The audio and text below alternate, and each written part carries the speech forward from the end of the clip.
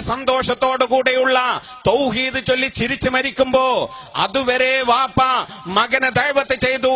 ഖുതുബുസ്സമാനെ സമീപിക്കണം, അവിടുത്തെ ഖലീഫമാരെ സമീപിക്കണം, അങ്ങനെ വിജയത്തിലായി മരിക്കാൻ തയ്യാറാകണം, ചിരിച്ചു മരിക്കാൻ, തൗഹീദിലായി മരിക്കാൻ തയ്യാറാകണമെന്ന് പറഞ്ഞപ്പോ കുട്ടികൾ പുച്ഛത്തോടുകൂടെ അവരെ നിയന്ത്രിച്ചത് സംഘടനകളായിരുന്നു, അവരെ നിയന്ത്രിച്ചത് പ്രസ്ഥാനങ്ങളായിരുന്നു, അവരെ നിയന്ത്രിച്ചത് പണ്ഡിത സഭകളായിരുന്നു, അവരെ നിയന്ത്രിച്ചത് അവരുടെ നാടുകളിൽ നിവസിക്കുന്ന ഉലമാക്കളായിരുന്നു, അവരെ നിയന്ത്രിച്ചത് പള്ളികളുടെ മെഹ്റാബിൽ മിമ്പറിൽ കയറി നിന്നുകൊണ്ട് സംസാരിക്കുന്നവരായിരുന്നു, അവരെ നിയന്ത്രിച്ചത് പാഠശാലകളിൽ അറിവ് പകർന്നു നൽകുന്ന ഉസ്താദുമാരായിരുന്നു.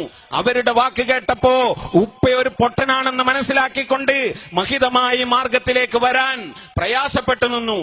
പക്ഷേ തന്റെ പിതാവ് വർഷങ്ങളായി തന്നോട് ഉപദേശിക്കുന്ന ഖുതുബുസ്സമാനെ സമീപിക്കണം, തൗഹീദ് സ്വീകരിക്കണം, പരിശുദ്ധ കലിമയിലായി ജീവിക്കണം, ചിരിച്ചു മരിക്കാനുള്ള അവസ്ഥയുണ്ടാകണം എന്ന് പറഞ്ഞപ്പോ പുച്ഛത്തോടു കൂടെ നിന്ന മകൻ തന്റെ പിതാവ് മരിക്കുന്നത് നേർക്കുനേരെ കാണുന്ന സമയത്ത് തൗഹീദിലായി പുഞ്ചിരിച്ചു മരിക്കുന്നത് കണ്ടപ്പോ എന്റെ ഉസ്താദിന്റെ ഉപദേശം, എന്റെ നാട്ടിലെ ഖാലിയുടെ ഉപദേശം, എന്റെ നാട്ടിലെ മുദർരിസിന്റെ ഉപദേശം, എന്റെ നാട്ടിലെ മദ്രസയിലെ അധ്യാപകരുടെ ഉപദേശം, എന്റെ നാട്ടിലെ പ്രസ്ഥാനങ്ങളുടെ ഉപദേശം, എന്റെ നാട്ടിലെ സംഘടനകളുടെ ഉപദേശം, അത് സ്വീകരിച്ചുകൊണ്ട് ഞാൻ പോയാൽ എന്റെ പ്രിയപ്പെട്ട പിതാവ് ഖുതുബുസ്സമാനുമായി സംഗമിച്ചതിന് ശേഷമുള്ള ജീവിതത്തിൽ നേടിയെടുത്ത അനർഘമായി മുഹൂർത്തത്തിന് എന്റെ ജീവിതാന്ത്യത്തിൽ സാക്ഷിയാകാൻ എനിക്ക് സാധ്യമാകുകയില്ല എന്ന് മനസ്സിലാക്കിക്കൊണ്ട് അവര് ഖുതുബുസ്സമാനെ സമീപിച്ചു.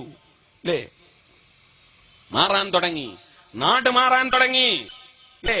നാറിയ കരങ്ങളിൽ നിന്ന് ഇസ്ലാമിന്റെ ഇസ്സത്താർന്ന നേതൃത്വം നായകന്മാരായ യഥാർത്ഥ വഴികാട്ടികളിലേക്ക്